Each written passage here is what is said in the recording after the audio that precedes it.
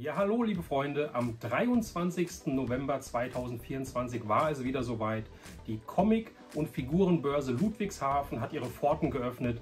Wir haben uns das nicht nehmen lassen, sind wieder hingefahren, haben einen tollen Tag erlebt und meine Ausbeute, die möchte ich euch jetzt in diesem Video mitteilen.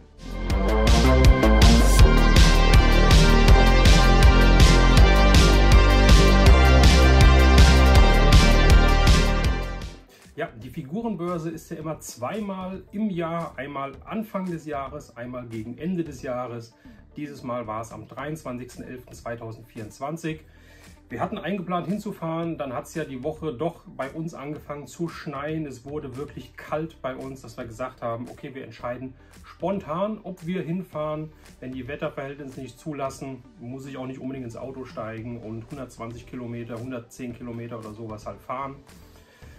Aber das Wetter hat mitgespielt, es war schön, es war trocken und kalt der Tag und wir haben uns morgens ins Auto gesetzt, sind hingefahren und wie gesagt, was ich da mitgenommen habe, möchte ich euch jetzt präsentieren und ich möchte anfangen mit den Sachen, die ich vorher schon, die vorher schon abgesprochen waren. Und zwar möchte ich anfangen mit etwas, was der Jan mir mitgebracht hat. Jan, viele Grüße an dich. Das ist auch eine tolle Geschichte. Sein Sohn hat einen Flohmarkt vorm Haus gemacht und dann hat er geguckt, was der Sohn so alles verkaufen will und hat gesagt, Moment, da frage ich doch mal den Frank, ob der das gebrauchen kann. Hat mich angeschrieben, ich habe gesagt, ja, kann ich gebrauchen. Dann hat er es vom Flohmarkt wieder weggenommen und hat es mir tatsächlich mitgebracht. Ich sollte ihn vorher noch mal daran erinnern, dass er es auch wirklich einpackt. Habe ich natürlich nicht gemacht, komplett vergessen. Das ist halt leider meine Schusseligkeit in dem Falle. Aber trotzdem, er hat dran gedacht. Also Jan, vielen, vielen Dank. Was er mitgebracht hat, ist ein Puzzle und zwar von Nils Holgersson. Finde ich total toll, ein 80-Teile-Puzzle. Nils Holgersson, das wird natürlich hier gepuzzelt, nicht nur um es auf Vollständigkeit zu prüfen, was ich ja natürlich glaube, dass es vollständig ist, aber einfach nur, um halt dieses Gefühl wieder zu haben, so ein schönes altes Puzzle von 1981, Leute, nochmal zusammenzustellen. Also vielen, vielen Dank, Jan, für dieses Puzzle von deinem Sohn. Das kommt hier auf jeden Fall in gute Hände und eine gute Sammlung. Ja, Leute, dann hatte ich mit dem Michael, mit dem Mr. Colecco, was ausgemacht. Er hat mir was mitgebracht, was er in seinem Shop hatte. Ich habe ihn gefragt, hier, du bist doch da, du hast wieder einen Stand, kannst du mir das mitbringen? Dann würde ich zumindest das Porto sparen. Natürlich hat er es gemacht, also Michael, nochmal vielen, vielen Dank auch an dich. Ja, es ist etwas, was mit Trading Cards zu tun hat. Zum einen, ja Leute, ich weiß, es ist nicht so allermanns Thema hier, aber es hat etwas mit Vintage zu tun. Und zwar habe ich hier etwas ganz Tolles, und zwar einen, ich glaube es nennt sich Shelf Topper, ja, glaube ich, meine ich, von Wonder Bread, von der Firma Wonder Bread, von Kampfstern Galactica aus den USA. Ja, das ist das Teil, was vorne in die Regale so reingesteckt wurde. Ich glaube, das wurde hier dann nochmal umgeklappt, meine ich. Ja, das ist so eine kleine Perforation zum Umklappen, damit das Weiße nicht zu sehen ist. Dann wurde das vorne in das Regal reingesetzt. Ja, und dann gab es Trading Cards von Kampfstern Galactica. Das müsste von 1978 sein. Es gab 36 Karten. Die Karten habe ich auch mittlerweile in der Sammlung und ich habe noch so ein schönes, ja, keine Ahnung, größeres, ich weiß jetzt die Größe nicht, Werbedisplay oder ein Pappaufhänger davon und den werde ich einrahmen. Das werde ich unten drunter in den Rahmen packen. Ja, und dann sieht das richtig, richtig toll aus. Also das hat er mir mitgebracht. Also Michael, vielen Dank dafür. Dann des Weiteren hat er, ich packe es mal aus der Hülle raus, weil sonst blendet das wahrscheinlich ganz schön in der Kamera. Ich habe wiederum eine Trading Card von ihm bekommen und zwar eine von Star Wars und zwar von Die Rückkehr der Jedi-Ritter. Es ist eine neuere Trading Card, also nicht von 83, von dem Film. Aber es ist Wicket abgebildet und das Tolle ist, Warwick Davis, der Schauspieler, der Wicket verkörpert hat, hat auch hier drauf unterschrieben. Die Karte ist limitiert auf 99 Exemplare. Das ist die Ausgabe oder die Nummer 42 von 99. Die hat er auch gehabt. Die habe ich jetzt in meiner Sammlung. Und dann habe ich noch ein bisschen bei ihm am Stand rumgeguckt und habe noch alte Kino-Aushangfotos gefunden, die weiß gar nicht, ob es das heutzutage noch gibt, aber die in den Schaukästen vor den Kinos gehangen haben, wo immer diese Fotos drin waren, das Kinoplakat einmal und dann die Bilder von den aktuellen Filmen, die laufen. Da habe ich durchgeblättert. Ich hätte mir einige mitnehmen können, aber ich habe mich für zwei sehr, sehr schöne, für mich schöne entschieden. Und zwar einmal Sylvester Stallone, Rambo First Blood. Ja, das müsste von 82, meine ich, sein. Das hat wirklich im Kino gehangen. Es hat so ganz kleine Nadel-Einstichlöcher an den Ecken. Aber ein sehr, sehr schönes Motiv, finde ich. Das habe ich mir mitgenommen. Auch in einem sehr, sehr schönen Zustand noch. Und ein zweites, ebenfalls von First Blood, von der Traumsequenz, wo er zurückdenkt, was ihm alles in Vietnam angetan wurde. Dieses Bild, auch ikonisch, finde ich, sehr, sehr schön. Und das war meine Ausbeute von Mr. Coleco. Wenn ihr den Shop nicht kennt, schaut mal online. Mr. Coleco ist auch auf Facebook vorhanden, aber hat auch einen reinen Online-Shop, wo ihr Sachen bestellen könnt. Tolle Vintage-Sachen. Leute, wenn ihr nicht kennt, schaut mal rein. So, dann habe ich den Heiko wieder getroffen. Der Heiko, wir tauschen uns auch immer regelmäßig auf Facebook, im Facebook Messenger aus und er ist auch immer da in Ludwigshafen zu Gast und hat mir auch diesmal, wie wir uns getroffen haben, das hat mir diesmal, wie wir uns getroffen haben, etwas in die Hand gedrückt, wollte mir was schenken und das finde ich immer ganz besonders, finde ich richtig cool. Und zwar einmal von 1999, meine ich, ein Sticker-Album von Sailor Moon, das hat er mir mitgebracht. In einem schönen Zustand, ich weiß, ich kenne die Firma gar nicht. Im Agdel, ich habe keine Ahnung, EMTV, das ist wahrscheinlich die Sender, die Sailor Moon produziert hat, ich bin mir nicht so ganz sicher. Auf jeden Fall, das hat er mir mitgebracht. Es ist nicht ganz vollständig, da fehlen ein paar Sticker, aber das macht mir überhaupt nichts. Ich finde es total cool, allein diese Geste, ja, mitbringen und jemanden weiter verschenken, was er da hat er auf dem Flohmarkt gefunden, hat er gesagt, hat er mich gedacht, wegen Stickeralben, finde ich total klasse. Genauso gut, was er noch mitgebracht hat, ist eine Figur, ich meine, die müsste aber irgendwie aus den 2000ern sein. Ich habe auch mal gegoogelt, ich habe den Namen aber wieder vergessen. Diese Figur, die sieht so ein bisschen aus wie die Battle Beasts aus den 80ern, meine ich. Ist es aber nicht, es ist was Neueres, aber nichtsdestotrotz sehr, sehr cool. Vielen Dank, Heiko. Dann hat er mitgebracht einen Willi Maya, Willi Hunger.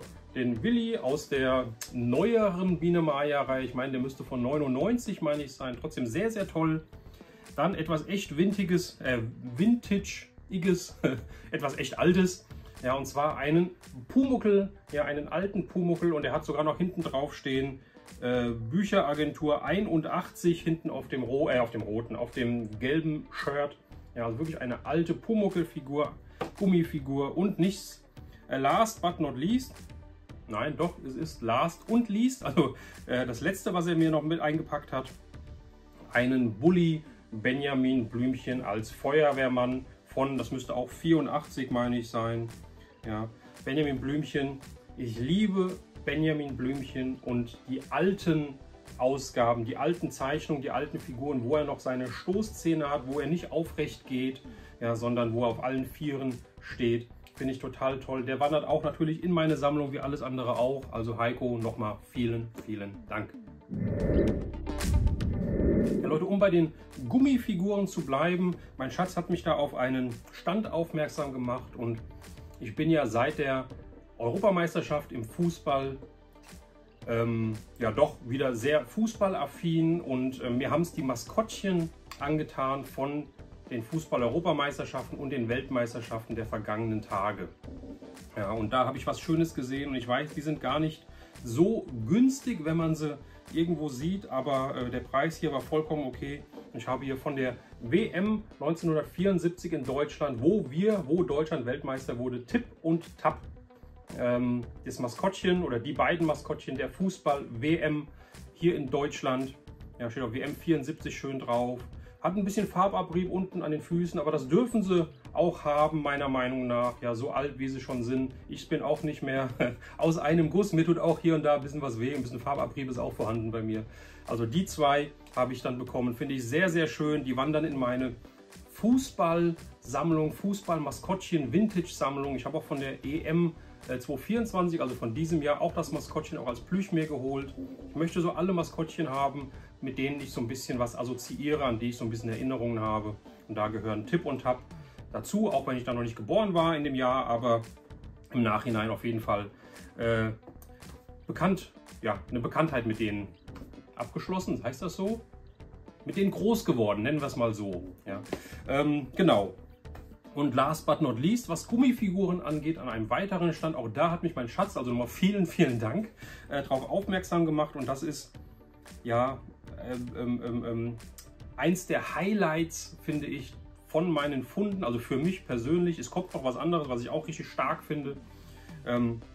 Ich habe was gefunden, und zwar das West-Sandmännchen von der Firma Göbel. Dieser Stand hatte mehrere Gummifiguren und so weiter, wirklich alte Figuren, und hatte unter anderem mehrere dieser West-Sandmännchen hier. Und ich habe mir das ausgesucht, weil das neuwertig ist. Also hier muss ich sagen, die haben alle das gleiche gekostet, und dann habe ich mir das Beste rausgesucht. Die anderen haben alle Farbabrieb unten an den Füßen und so weiter gehabt, und der hier sieht aus wie neu. Der sieht wirklich aus wie neu, der hat keinen Farbabrieb, der hat nichts an den Füßen. Ich habe noch nicht geguckt, aus welchem Jahr der ist, aber ich tippe mal so, dass der auch in den 70ern irgendwo, ich glaube nicht, dass es schon 60er, Ende 60er ist. Ich meine, das ist mit Sicherheit in den 70er Jahren rausgekommen. Und das finde ich total toll, auch von der Größe her. Der reiht sich auf jeden Fall hier in meine Sandmännchen-Sammlung ein, denn für mich nur das West-Sandmännchen. Also der auf jeden Fall richtig klasse und kriegt hier auch einen schönen, warmen Platz und muss nie wieder alleine sein. Dann habe ich beim Manuel, bei German Toy Trader, auch was gefunden. Mit Manuel auch ein bisschen gequatscht. Auch Grüße an dich, Manuel. Und dann habe ich, ich hole das gerade mal ein bisschen nach vorne, was Schönes gefunden. Ich bin ja dabei, meine Sammlung zu straffen, den Fokus ein bisschen zu verändern und nur gezielt das ein oder andere zu holen und nicht mehr so breitflächig wirklich zu sammeln, weil das ich gemerkt habe, auch wenn es mir schon viele gesagt haben, aber ich es nie wahrhaben wollte, es ist einfach zu viel, und man weiß die Sachen auch hier und da gar nicht mehr so zu schätzen, wenn man sich wirklich alles ringsrum holt, nur weil es alt ist und man es vielleicht auch früher gar nicht gekannt hat und man es nie haben wollte. Deswegen fokussiere ich mich so auf ein paar Sachen, und eine Sache ist nach wie vor immer alles, was mit Filmen zu tun hat. Ja, und Filme ist meine Leidenschaft, war sie schon als ganz kleiner Stöpsel, wie ich mit 7, 8 Jahren vorm Fernseher gesessen habe, habe Rambo geguckt mit meinen Brüdern. Und ein Film, der mich damals sehr, sehr mitgenommen hatte und den ich immer noch sehr ungerne schaue, weil ich dann immer Tränen verdrücken muss, ist E.T. von Steven Spielberg. Und da habe ich was Tolles mitgenommen, wie gesagt, beim Manuel. Einmal diesen E.T. hier.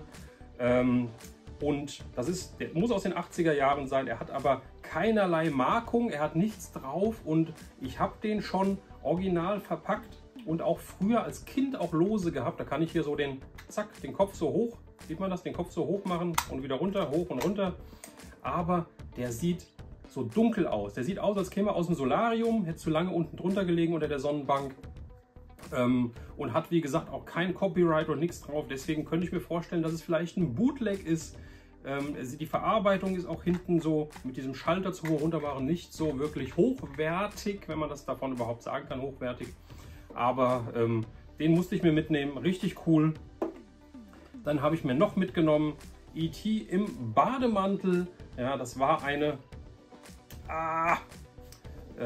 Shampoo- oder Duschgelflasche, auch von 1900, hier steht es nämlich drauf, die ist von 1983, also ein Jahr nachdem der Film rausgekommen ist.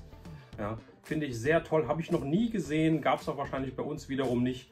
Ja, deswegen musste der auch mit, ist natürlich leer, ist nichts mehr drin.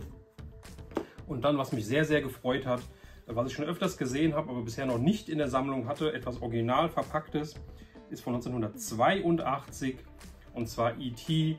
und sein Raumschiff. Ja, finde ich total toll, dieses Teil, richtig schön.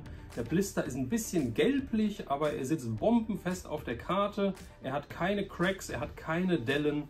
Also wunderschön. Und genau, von Elgin. Es ist die italienische Karte, den gab es auch noch mal in, mit US-Karte, also auf Englisch. Aber das macht mir jetzt so im ersten Moment erstmal nichts aus. Ich fand den toll, der musste mit, und dann habe ich bei Manuel 3 E.T. Vintage-Teile mitgenommen, die auch in meine kleine Filmsammlung unter Kategorie ET-Sammlung reinkommen und einen schönen Platz finden werden. So, wer auch da war, war der Patrick, der Krieg der Sterne. Ganz wichtig, der Krieg der Sterne-Sammler. Patrick, auch Grüße an dich.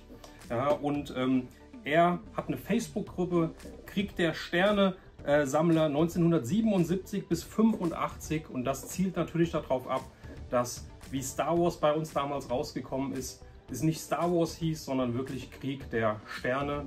Und 77 bis 85 deswegen, weil das die Vintage Toyline war. Die ist 77 rausgekommen, wurde 85 beendet und er fokussiert sich darauf. Wie gesagt, wenn ihr Star Wars Vintage Liebhaber seid, wenn ihr einen Facebook-Account habt, Star Wars Krieg der Sterne Sammler 1977 bis 85 in der Facebook-Gruppe mal suchen. Ja, richtig tolle Gruppe. Und er hat auch ein bisschen Merchandise immer dabei. Und er hat auch eine eigene Kaffeetasse. Und die habe ich mir jetzt auch mal geholt. Ja, finde ich sehr, sehr toll. Ja, da wird der Kaffee dann gleich noch mal besser draus schmecken. Also Krieg der Sterne Sammler 77 bis 85. Ich gehöre auch dazu. Wenn man so ein bisschen hier den Ausschnitt vielleicht noch sieht. Das sind meine alten Star Wars Figuren. Ein paar Mocs habe ich mittlerweile ja auch von Vintage. Und für mich ist auch Star Wars Vintage das einzig wahre. Ist halt einfach Nostalgie. Also die Tasse habe ich von ihm bekommen. Gleichzeitig nochmal einen schönen Sticker und auch eine Visitenkarte. Und da die Blende, ich gucke mal, ob ich sie einblenden kann. Da könnt ihr es vielleicht auch direkt am Bildschirm abfotografieren. Hier ist seine, ich denke mal, ich darf das zeigen, weil er seine Handynummer auch hier drauf hat, aber es ist seine Visitenkarte. Von daher hat er WhatsApp, Facebook und Instagram einen QR-Code. Also wie gesagt, ich gucke mal, dass ich es einblende, dass ich es im Nachhinein nicht vergesse. Und dann könnt ihr euch gerne bei ihm melden. Wenn ihr auch so eine schöne Tasse zum Beispiel haben wollt, dann schreibt ihn an. Ganz kurz, die Tasse hat 10 € gekostet, finde ich vollkommen okay. Und wie gesagt, der Kaffee schmeckt daraus bestimmt dreimal so gut.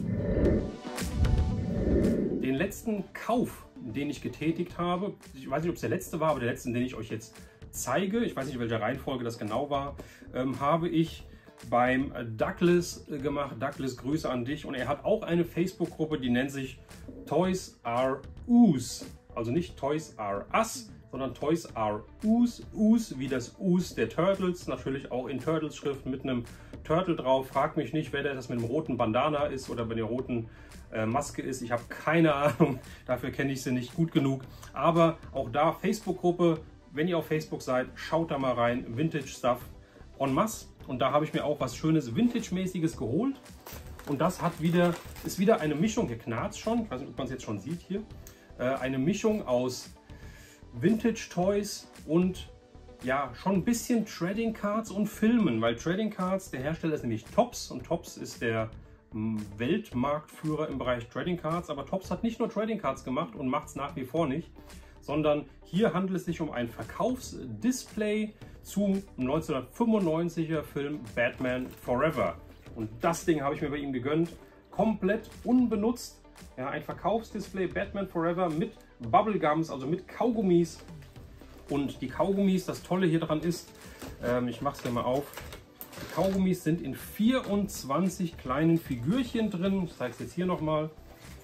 In 24 kleinen Figürchen. Und ich habe da als Figur, ich halte die Alba mal so in die Kamera, ich habe hier als Figur einmal Batman und da hört ihr auch, die Kaugummis sind noch drin, aber ich würde sie nicht mehr essen. Ja. Also Batman habe ich hier, dann habe ich hier Jim Carrey, den Riddler. Batman war übrigens Val Kilmer in dem Batman Forever Film von 95. Jim Carrey als Riddler, der Rätselknacker. Und wir haben Tommy Lee Jones als Lee Harvey Oswald. Lee Harvey Oswald hieß er so. Auf jeden Fall als Two-Face. Ja, hier auch eine schöne Figur. 246. Also jeweils 6 Mal der Riddler und Two-Face und 4, 8, 12 Mal Batman, weil das Gute muss ja gewinnen. Das Gute muss immer eine Überzahl sein. Deswegen 12 Mal Batman. Aber ich finde es total cool, so ein vollständiges Set noch zu finden und angeboten zu bekommen. Und da konnte ich nicht Nein sagen.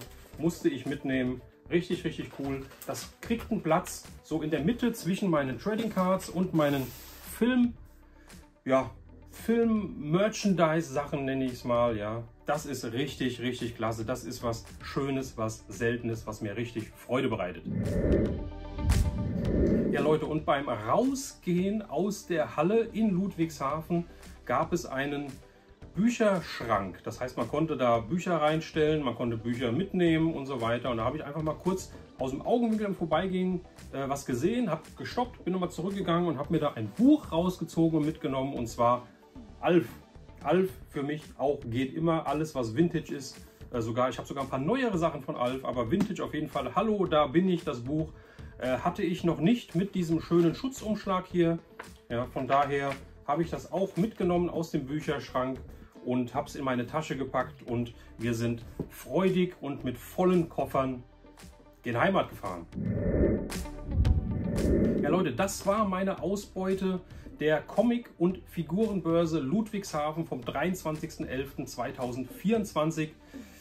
Es war klein, aber fein. Wie gesagt, ich spezialisiere mich ein bisschen mehr auf Sachen. Ich kaufe nicht mehr querbeet, kreuz und quer, alles Mögliche, nur weil es alt ist etc., sondern ich versuche mich ein bisschen zu fokussieren, und ich denke, damit habe ich einen guten Anfang gemacht. Ich freue mich schon auf die nächsten Börsen, die anstehen, wo ich wieder zuschlagen kann. Jetzt seid ihr wieder dran. Schreibt gerne in die Kommentare, welches Stück euch am besten gefallen hat. Und dann würde ich sagen, wir sehen uns beim nächsten Video. Macht's gut, euer Retro Round.